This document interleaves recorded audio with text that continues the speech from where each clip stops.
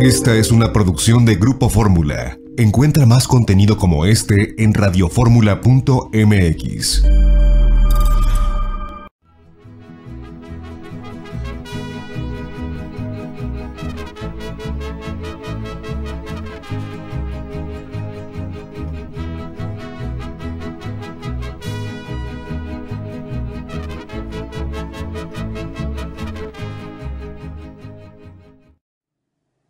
Amigas y amigos, muy buenas tardes tengan todos ustedes. Los saluda con el afecto de siempre José Manuel Villalpando, aquí en una emisión más de este programa, La Historia que Quiero Vivir, que como todos los sábados que son de historia por la tardecita, como ustedes ya bien lo saben, estamos transmitiendo a través de los micrófonos y frecuencias de Radio Fórmula. Pueden encontrarnos en el 103.3 de FM, en la 970 de AM, ambas emisoras aquí en la capital de la República, pero también es un programa que se transmite a muchísimas, cada vez más ciudades del interior de nuestra patria, a los Estados Unidos de América, Puerto Rico, Canadá y eso sí, a todo el territorio nacional y a todo el mundo donde hay internet. Pueden ustedes encontrarnos en la página www.radioformula.com.mx, que está totalmente a su disposición. Gracias por estar esta tarde juntos. Seguimos todavía sin poder hacer los programas en vivo, confinados aquí en casa, pero acompañándonos. Ustedes son mi compañía y yo espero ser la compañía de todos ustedes. Pero recuerden, están también a su disposición las vías electrónicas que permiten comunicarnos, bien sea en mi correo villalpandohistoriador@gmail.com o también a través de mi página de Facebook, Villalpando y la Historia. Gracias de veras, gracias por su presencia y pues vamos a continuar con los temas que estamos abordando este año de conmemoraciones. Así es que, amigas y amigos, nuevamente al agradecerles su compañía, vamos a comenzar. Este próximo lunes 4 de octubre, vamos a conmemorar aquí en México los 200 años de existencia. Los 200 años en que se constituyó la Armada de México. La institución militar y naval que tiene a su cargo la custodia, defensa, vigilancia, cuidado, atención de los mares mexicanos. Un país que tiene tanta costa como nosotros, con tantos miles y miles de kilómetros de litoral y con tantos miles y más miles de kilómetros cuadrados de mar patrimonial, es una nación que, evidente y necesariamente, debía contar y debe contar con una armada, con una institución militar en el mar, lo suficientemente poderosa, capaz para poder cumplir con sus misiones. Así se pensó desde un primer momento cuando fue creada, allá el día 4 de octubre de 1821, por el gobierno ya mexicano, la regencia del Imperio Mexicano, encabezada por Agustín de Iturbide, quien apenas unos cuantos días después de la consumación de la independencia, una semana más tarde de que se instaló este primer gobierno mexicano, el de la regencia, que el propio Iturbide encabezaba, resolvieron crear, orgánica y administrativamente, la institución militar y naval, particularmente preocupados por la defensa de esta nueva y naciente nación. Miren, para Iturbide resultaba obvio que estratégicamente cualquier intento de reconquista española, cualquier intento de que nuevamente España quisiera hacerse de estos territorios que recientito él había liberado, era lo más probable que vinieran por el mar. Ya habíamos arrojado a los últimos españoles del territorio, se habían ido a refugiar, algunos miles de ellos al castillo de San Juan de Ulúa, había que expulsarlos de ahí y había que proteger nuestras costas, nuestras playas, de cualquier nuevo intento de reconquista. Y esto, anticiparse a los hechos, contando con una flota, con una armada, con barcos de guerra, es algo que motivó, repito, a Agustín de Iturbide a crear la Secretaría de Guerra y Marina y por ende crear también a la Armada de México. Era tan importante este papel de la defensa de la nueva naciente nación que para ser el primer secretario o ministro de Guerra y Marina designó a un marino, a Antonio Medina, un marino, para que se hiciera cargo de la planeación, de la organización y, bien importante, de la adquisición de los primeros barcos de guerra mexicanos, indispensables para poder hacer frente a cualquier intentona española, pero de urgencia y de inmediato para poder expulsar del castillo de San Juan de Ulúa a los españoles que allí estaban. Así que este 4 de octubre la Armada de México está de plácemes, cumple sus primeros 200 años de existencia. Miren, ¿por qué no se celebra al ejército este día? Este es un tema histórico interesante, ¿eh? El ejército mexicano, y así lo dicen los propios militares, y de manera muy enfática y orgullosa, a pesar de que hay una línea de continuidad entre los militares en la historia de México, ellos claramente han marcado diversos tramos diferentes de ejércitos distintos. A ver si logro explicarme. El ejército mexicano del México independiente se crea, se constituye el día 24 de febrero de 1821, también por Iturbide, cuando fusiona a las antiguas tropas realistas con las antiguas tropas insurgentes, creando el ejército trigarante, con el que se consuma la independencia de México, mismo ejército que va a perdurar con su misma conformación en cuanto a tropas y en cuanto a la oficialidad.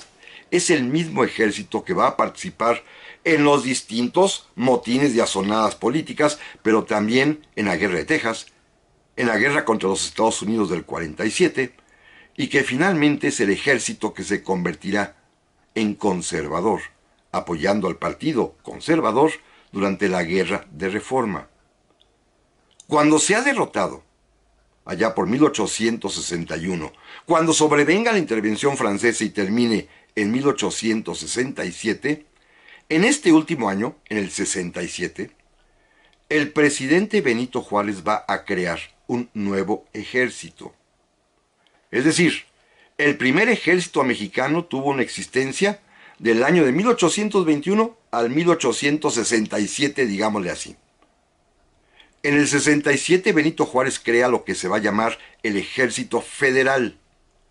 Es el mismo ejército que más adelante será el de Don Porfirio y el que se va a oponer tanto a la asonada levantisca revolucionaria de Madero como al movimiento constitucionalista de Venustiano Carranza. Este ejército va a desaparecer en 1914 y será sustituido por el que creó el propio don Venustiano en 1913, el actual ejército mexicano. Así que el ejército ha tenido 3 momentos de su existencia, con cortes clarísimos, que han obligado por las circunstancias a disolver al ejército anterior y a crear, constituir un nuevo ejército. Esto no aconteció con la Armada de México. Es la misma en su tradición, en su origen, en su historia continua, desde hace 200 años.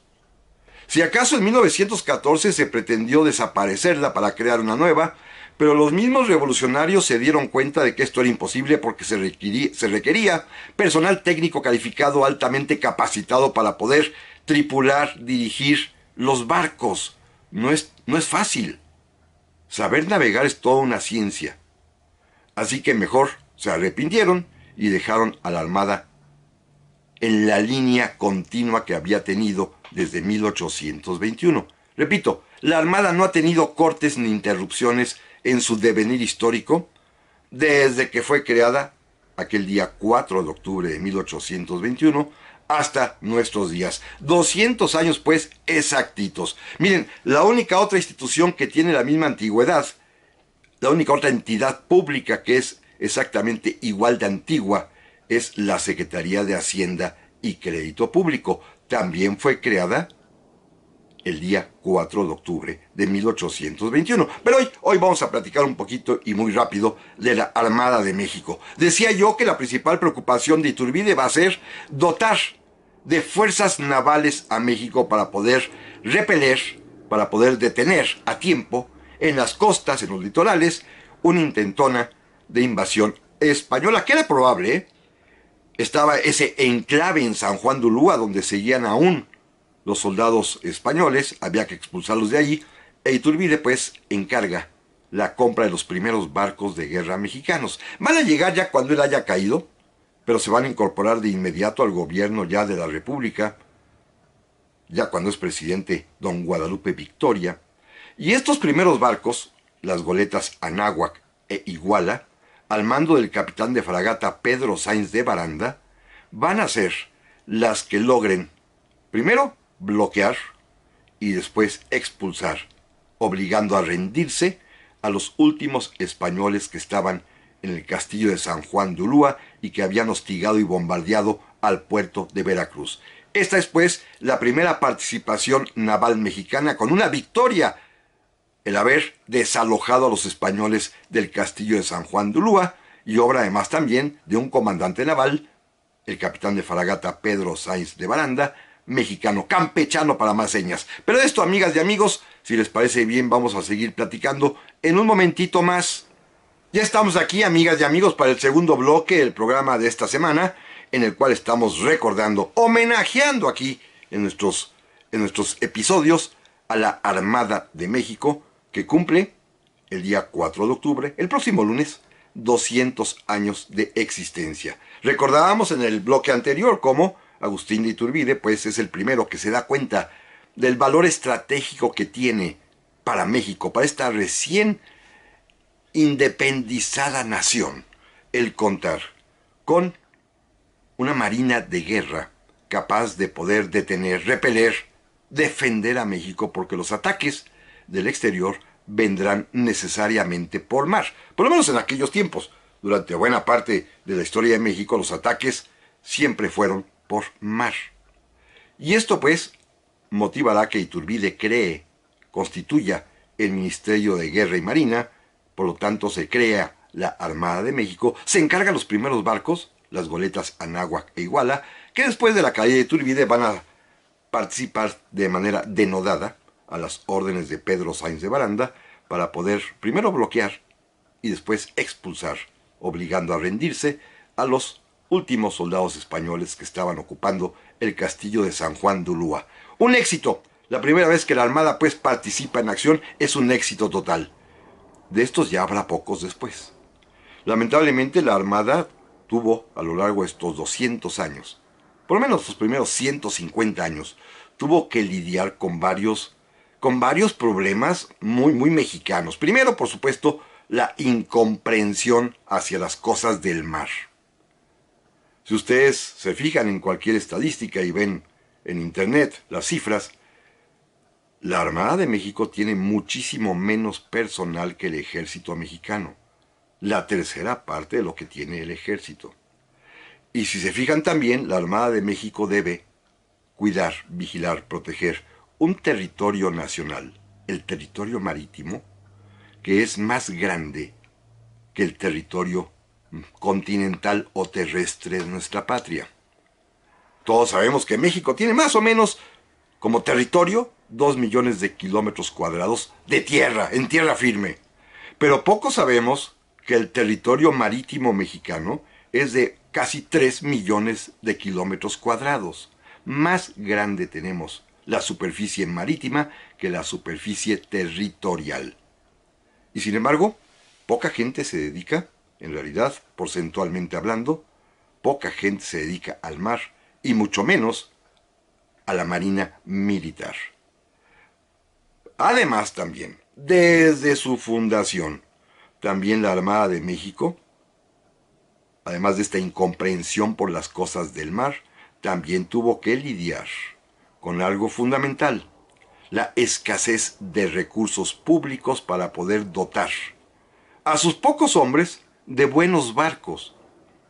Esto va a ser también un problema gravísimo que va a aquejar a México, al menos en estos 200 años de la historia de la Armada, en los primeros 150, ¿eh? Apenitas de hace 50 años para acá hay, creo yo, un auténtico avance sustancial y sostenido y creciente. Pero antes, y ahorita veremos rápidamente esos momentos específicos, antes ha sido muy complejo poder dotar a los marinos de guerra mexicanos de las embarcaciones militares adecuadas, aptas para cumplir con su importantísima misión. Y tercero, para colmo también, pues faltan vocaciones de marinos militares. Por supuesto las hay, naturalmente, y es de agradecer que existan. Pero, repito, un país con el potencial marítimo que tiene México que no aprovechamos. Un país que tiene, insisto, ese territorio marítimo de casi 3 millones de kilómetros cuadrados, debería tener mucho más gente dedicada a la marina y específicamente a la marina de guerra. Pero bueno, estos problemas han sido siempre en la historia de México y por supuesto se acentuaron más allá en el siglo XIX. Miren, después de este éxito inicial en San Juan de Ulúa, vendrán un fracaso cuando México intentó, allá en los años de 1826, 27, 28, México intentaría obtener la independencia de Cuba. Un asunto que ya en ocasiones hemos platicado, porque México alegaba que Cuba pertenecía al virreinato de la Nueva España, lo cual era cierto, y por lo tanto Cuba también debería pertenecer a la nueva nación mexicana. Queríamos quedarnos con Cuba, pues, y entonces adquirimos algunos barcos viejitos, un poco inútiles, y fíjense, el problema de las vocaciones. Para ese momento ya carecíamos de oficiales competentes, bien preparados, y tuvimos que contratar marinos norteamericanos para que condujeran, mandaran nuestros barcos. Por supuesto, la escuadra española nos derrotó allá por la altura del puerto cubano de Mariel. Ahí nos derrotaron y fracasamos en el intento de independizar Cuba. Luego ya tendríamos otra victoria más, quizás de las últimas. Para 1843, y me estoy yendo de alguna manera muy rápido, frente a la ciudad de Campeche, los barcos de la Armada Tejana, porque Texas ya se había independizado y separado de nosotros, acechaban Campeche porque querían atacar Yucatán. Pero en Campeche había 2 barcos mexicanos, eso sí, nuevecitos, los mejores que nunca hemos tenido. Las fragatas Moctezuma y Guadalupe. El gobierno mexicano había decidido invertir en barcos modernos, lo mejor que había en el mundo. Eran ya de metal, eran ya de vapor con ruedas, y tenían ya cañones giratorios, y eran de primera línea, modernísimos, recién salidos del astillero. México pudo comprarlos a crédito, y a las órdenes del comodoro Tomás Marín, pues estos barcos derrotaron a la escuadra tejana allí en Campeche. Esto ocurrió, repito, en 1843. Los barcos mexicanos salieron vencedores, tuvimos que llevarlos a reparar a Cuba porque pues, habían tenido abolladuras en el casco, y estando en los astilleros nos los embargaron porque no pagamos. Recuerden que les comenté que los compramos a crédito, nada más dimos el enganche, regresamos a reparaciones, nos exigen el pago los astilleros ingleses en donde se habían construido, México no paga, así que no los quitaron. Esto pasa en México, ¿eh? Esta falta de armada, esta carencia de barcos, hará que la Armada de México, con sus pequeñas unidades que únicamente servían entonces para servicio de guardacostas, no pudiera oponer resistencia, como en el plan original de Iturbide, no pudo oponer resistencia ni a la invasión norteamericana del 47, cuando en Veracruz atacaron sus barcos, ni tampoco a la invasión francesa de 1861-62, porque no había barcos para hacerles frente. Esto sí fue terrible, porque la Armada de México, sin recursos, sin hombres, sin barcos, se vio imposibilitada para poder defender a la patria. Un episodio interesante que vale la pena recalcar es que el gobierno del presidente Miguel Miramón quiso remediar esta situación, adquirió 3 barcos, los tenía fondeados en el estuario de Antón Lizardo, allí en Veracruz, y estos barcos fueron atacados en plena guerra de reforma por los norteamericanos que estaban apoyando al presidente Benito Juárez. Independientemente de a quién sirvieran los barcos, eran barcos mexicanos, eran marinos mexicanos. Los comandaba el mismo que había vencido en Campeche, Tomás Marín. Esta es una nota importante. La Armada de México siempre se ha mantenido apartada de conflictos políticos, de ideologías, de cuestiones que no tengan que ver con el cumplimiento del deber. Y yo no tengo ningún reparo en poder mencionar tanto a marinos que figuraron en el Partido Liberal, como a marinos que hayan figurado en el Partido Conservador. No necesariamente los partidos, que hayan servido como marinos militares a uno u otro gobierno, sin importar el color o la ideología. En este caso, barcos mexicanos, 3 barcos mexicanos, al mando de Tomás Marín, fueron derrotados y capturados por la escuadra norteamericana en Antón Lizardo. Nuevamente, pues, esto demuestra simple y sencillamente que nuestros marinos pues tenían que conformarse con lo poquito de material que les daban sus respectivos gobiernos.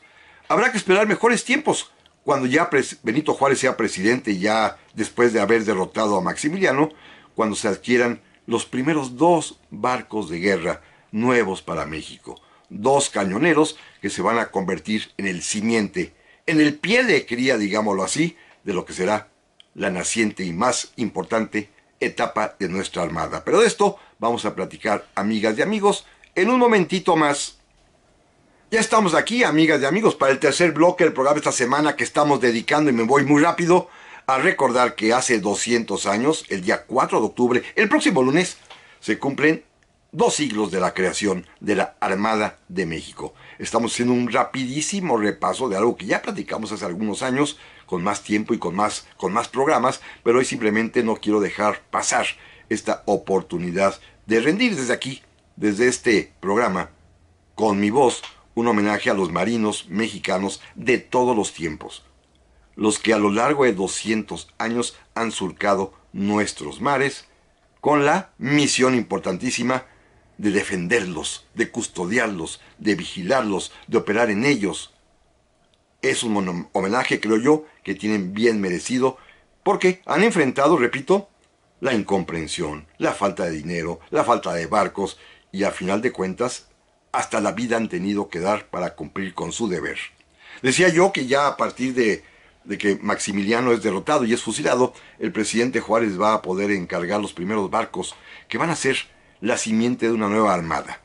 La armada que se va a constituir ya de manera más sólida, más profesional, más competente, con Don Porfirio. Ya sé que hoy a lo mejor no les gusta mucho que diga esto, pero el general Porfirio Díaz fue un elemento importantísimo, un factor decisivo para el crecimiento de la Armada de México, primero porque reconoció su valor, estratégicamente hablando, segundo porque para demostrarlo designó como jefe de su Estado Mayor Presidencial a un marino, al comodoro Ángel Ortiz Monasterio, y se dio cuenta de que México necesitaba de marina de guerra. Teníamos nada más los 2 barquitos que había dejado don Benito, los cañoneros Demócrata e Independencia, y había que adquirir más barcos. Así que don Porfirio, con todas las limitaciones del recurso presupuestal que siempre está escaso en México, don Porfirio quiso instituir una armada profesional y competente y mandó construir varios barcos, a astilleros europeos o norteamericanos, pero para contar con una flota mexicana, la flota de don Porfirio. Así se construyeron, por ejemplo, la corbeta Escuela Zaragoza, los cañoneros Tampico y Veracruz, los cañoneros también Bravo y Morelos, los transportes Guerrero y también, por supuesto, el Progreso. Y con estos barcos mexicanos ya, hechos, construidos especialmente para nosotros, don Porfirio pudo darle a México su primera marina estable de guerra. Una marina además que va a participar de manera destacada ya hasta en escenarios internacionales. Claro, limitados a lo que podemos hacer nosotros en el mundo. Pero fíjense bien, don Porfirio quiso que la Armada de México fuera la portadora del estandarte nacional por los mares del mundo. Primero le encomendaría a la propia corbeta Escuela Zaragoza que asistiera en 1892 al cuarto centenario del descubrimiento de América, porque la reina de España, que iba a hacer una gran ceremonia naval frente al puerto de Palos, allá donde partió Cristóbal Colón, don Porfirio y México le ofrecieron que un barco de guerra mexicano sería el barco escolta del barco donde estaría navegando la reina de España, y ella aceptó. Así que la Zaragoza se convirtió en el escolta del acorazado español donde viajaba la reina, pero la reina además, con mayor deferencia, pidió que oficiales mexicanos de ese barco, entre ellos el entonces primer teniente Manuel Azueta, fueran sus edecanes personales, una gran deferencia a México y a la Armada de México.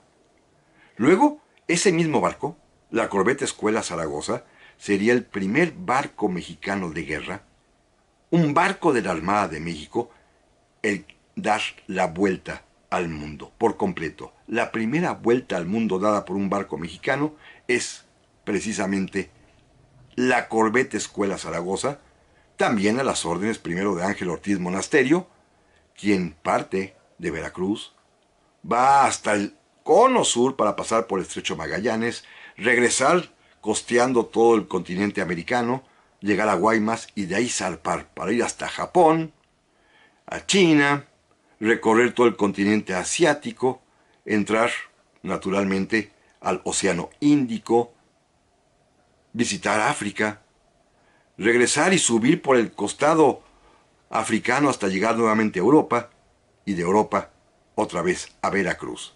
La primera vuelta al mundo de un barco mexicano de guerra, la corbeta Escuela Zaragoza. Y don Porfirio además también, ya por último para no detenerme mucho con él, recuerden ustedes, y lo hemos charlado, que también en uso del derecho mexicano, del derecho de asilo que México otorga a perseguidos políticos y de la hospitalidad mexicana, envió a un barco de guerra, el transporte militar Guerrero, a rescatar a Nicaragua al presidente de aquella nación que había sido arrojado del poder por los marines norteamericanos. La embajada mexicana ya le dio protección y lo trasladó directamente a un puerto en donde fue embarcado en el transporte Guerrero y traído a México. Es decir, don Porfirio tuvo presencia internacional a través de la Armada de México. Cuando lleguen los tiempos de la Revolución, todos sabemos, dos episodios fundamentales que ocurren además ambos en el año de 1914. Uno primero, que es la resistencia heroica, que la Escuela Naval Militar, fundada también por don Porfirio para la profesionalización de los marinos mexicanos, el día 21 de abril de 1914, es la única institución que ofrece resistencia al desembarco norteamericano de los marines de Estados Unidos que atacan Veracruz, y que el único lugar donde hay un foco de resistencia es en Escuela Naval, misma que cañonean, que atacan, que ametrallan, ocasionando la muerte de dos cadetes de la escuela, el teniente José Azueta y el cadete Virgilio Uribe. Pero además también, al meses siguientes, la Armada de México se va a ver involucrada en la Revolución Mexicana. Algo muy doloroso seguramente, porque tuvieron que combatir hermanos contra hermanos.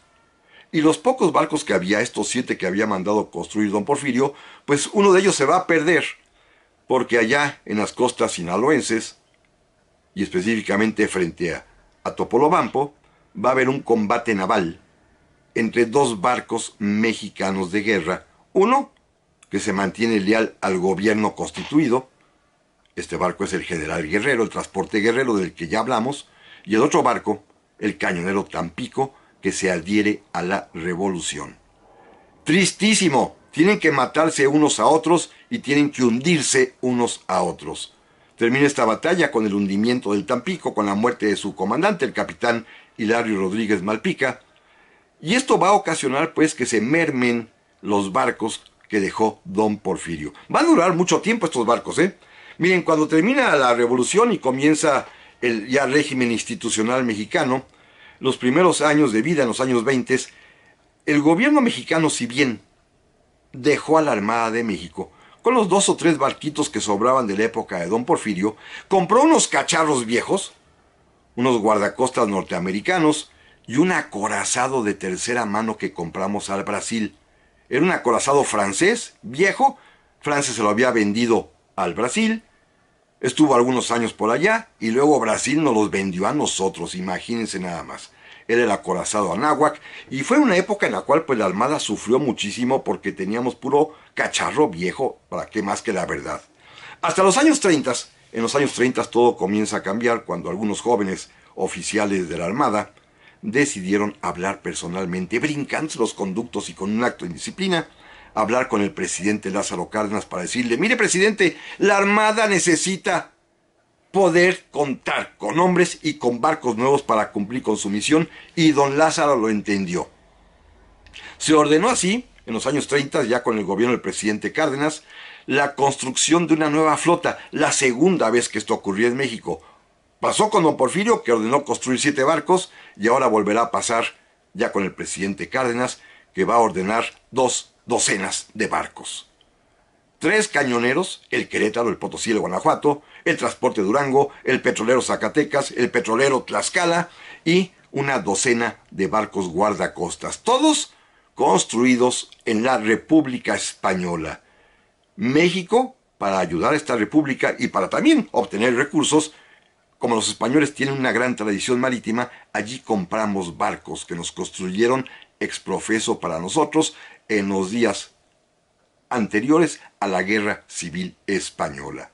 Con esto México ayudó a España, pero España nos ayudó dándonos, otorgándonos barcos nuevos que fueron el orgullo de México y que sirvieron más de 30 años a la patria. Aquí estuvieron, todavía algunos de ellos se conservan, incluso como Museo Restaurante en el puerto de Veracruz, en Boca del Río, lo pueden visitar, pero son barcos pues que fueron dignos de México, la segunda vez que se construía una flota de guerra. Pero de esto, amigas y amigos, vamos a platicar, si les parece a ustedes bien, en un momentito más. Vamos, amigas y amigos, al último bloque del programa de hoy, dedicado a los 200 años de la Armada de México. No me va a dar tiempo de platicarles todo lo que hubiera yo querido. Déjenme abreviar nada más para poder llegar a una conclusión importante que quiero mencionarles. Primero, a partir de la Segunda Guerra Mundial, con la participación de México en este conflicto, nuestros barcos, aquellos que habíamos comprado en España, fueron decisivos porque ayudaron a arrojar de la península de la Baja California a una escuadra norteamericana que quería buscar allí pues una base de operaciones, pero el general Cárdenas, a cargo de la región naval del Pacífico, se lo impidió. También ya sabemos, lo platicamos hace poquito, que los tripulantes mexicanos a bordo de los barcos petroleros fueron hundidos y perdieron la vida. Pero bueno, a partir de ahí comenzará un crecimiento pues más o menos estable de la Armada de México con barcos usados de los Estados Unidos de América. Fragatas, corbetas, dragaminas, hasta que llega la época, hace ya como 50 años más o menos, del presidente José López Portillo, que comienza una tercera etapa de un programa de construcción naval importante, también encargando barcos fundamentalmente a España. Algunos a los Estados Unidos, pero la gran mayoría a España. Por ejemplo, este barco insignia de la Armada de México, que es el velero Escuela Cuauhtémoc, se compra en España, ya tiene casi 50 años de edad. También, por supuesto, la serie de cañoneros Holsinger, y a partir de ahí va a comenzar un desarrollo, repito, hace 50 años, un crecimiento importante de la Armada de México, ahora con nuestras patrullas costeras, las patrullas oceánicas o las patrullas oceánicas de largo alcance, las POLA famosas. La Armada pues ha crecido, pero es que también en los últimos 50 años crecieron sus misiones. Miren, la original era únicamente salvaguardar las costas y defenderlas. Ahora, desde hace medio siglo para acá, las misiones han crecido. Tiene a su cargo la vigilancia, repito, del mar patrimonial, que es enorme, 3 millones de kilómetros cuadrados. También tiene a su cargo ayudar a la protección civil en casos de desastre en la zona de su influencia, en las costas y en las partes internas cuando es necesario. También recuerden ustedes que la Armada de México participa de manera muy destacada en el combate al narcotráfico y también participa, seguramente habrán oído hablar de estas operaciones, en el combate a la piratería en alta mar. Y también, de una vez, y por si ya fuera poco, también desde hace algunos años ya tiene a su cargo los programas de búsqueda y salvamento en alta mar. Todo lo ocurrido de 50 años para acá aún no se ha historiado. También recuerden pues que la historia tiene un límite para poder existir objetivamente, que son 50 años atrás de los acontecimientos, así que esto es apenas reciente. En el futuro seguramente habrá historiadores que puedan ocuparse de cómo la Armada ha cumplido con estas misiones. Misiones importantes, ¿eh? Misiones en las que mexicanos se juegan la vida en alta mar. Algunas otras son de carácter verdaderamente honorífico y generoso. Ustedes saben que los barcos de la Armada de México llevan inclusive ayuda humanitaria a países hermanos que han sufrido por los acontecimientos y desastres naturales. Haití recientemente. Pero no solamente es esa, hay muchos otros casos en los cuales la Armada de México, hasta los propios Estados Unidos, ha colaborado para llevarles ayuda en el caso, por ejemplo, de aquel famoso huracán en Nueva Orleans. Toda esta historia falta por narrarse. Pero aquí viene quizás lo más importante y que me gustaría destacar. Hay otra historia que tampoco se ha contado. La Armada de México tiene 200 años de existencia. Sabemos cuáles han sido sus barcos. Los dos primeritos, la Náhuac, la Iguala, y hasta hoy en día que tiene más o menos 250 unidades a flote. Sabemos la historia de cada barco. Sabemos la historia de muchos de sus oficiales y comandantes. De ellos conocemos bastante. Desde el primero, que fue Antonio Medina, que yo platicaba hace un momentito, pasando por Pedro Sáenz de Baranda, por Tomás Marín y en general todos los distinguidos oficiales y comandantes navales de nuestra historia, sabemos de ellos. Pero no sabemos mucho, no sabemos casi nada de las tripulaciones, de los marineros, de los grumetes, de los cabos, de los maestres, contramaestres, condestables. La parte, llamémosla así, como ellos dicen, de escala de mar. La tropa marinera. De ellos sabemos muy poco. Se ha escrito casi nada. Y a diferencia de otros países donde, pues los mismos soldados, los marineros, más adelante escriben hasta sus memorias, no digo oficiales ni almirantes, digo los marineros.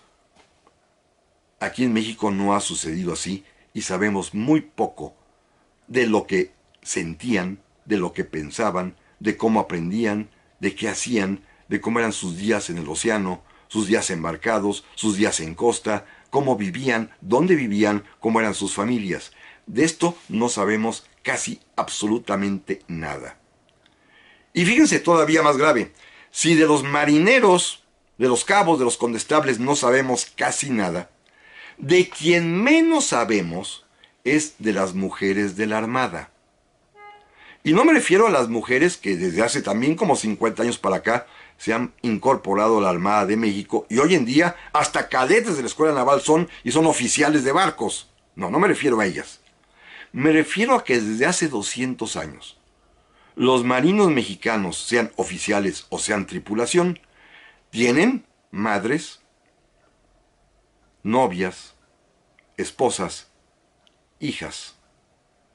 No sabemos nada de estas mujeres mexicanas que han acompañado a su esposo, a su hijo, a su padre, quedándose en casa mientras este ser amado se embarca para cumplir misiones que pueden durar meses y de las cuales puede no regresar.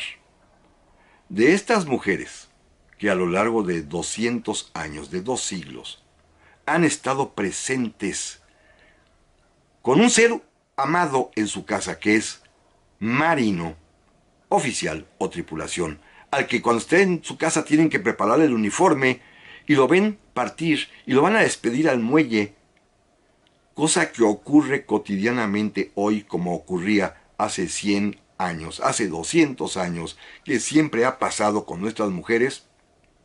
De estas mujeres no sabemos casi nada, o muy poquito. Lo que hay en los expedientes de la Secretaría de Marina es curioso, por ejemplo, y traigo a colación uno de ellos, de una mujer cuyo esposo fallece en servicio, en cumplimiento del deber, y la mujer aparece cuando reclama ya la pensión de viudez, y es un calvario para ella poder cobrarla.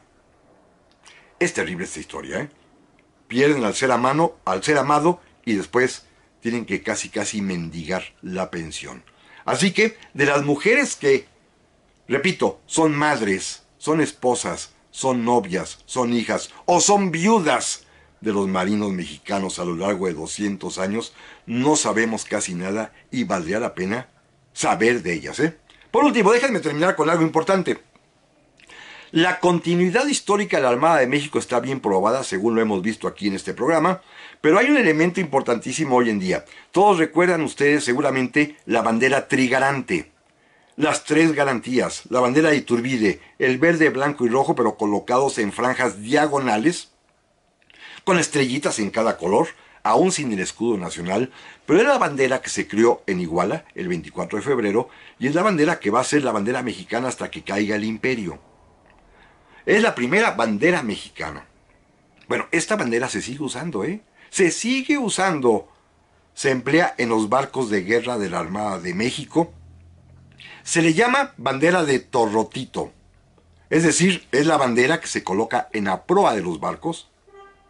Una bandera trigarante, con las 3 franjas diagonales. Una bandera que se ondea en los barcos mexicanos de guerra, repito, los domingos, los días de fiesta, cuando el barco está además en un puerto extranjero o cuando en un puerto mexicano hay barcos extranjeros. Se ondea esta bandera en la proa, en la parte de adelante del barco, la bandera de torrotito. Una bandera trigarante, la bandera de las 3 garantías, la bandera que indica la precedencia o procedencia de la Armada de México de los días en que se consumó la independencia nacional y que, repito, tiene al día de hoy 200 años de existencia.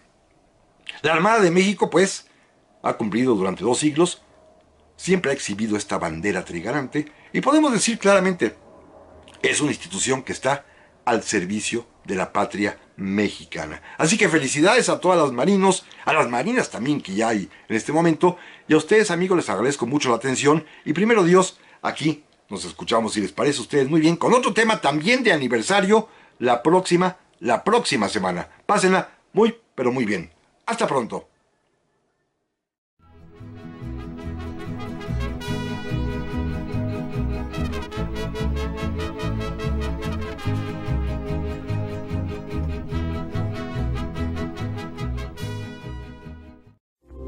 Esta fue una producción de Grupo Fórmula. Encuentra más contenido como este en radioformula.mx.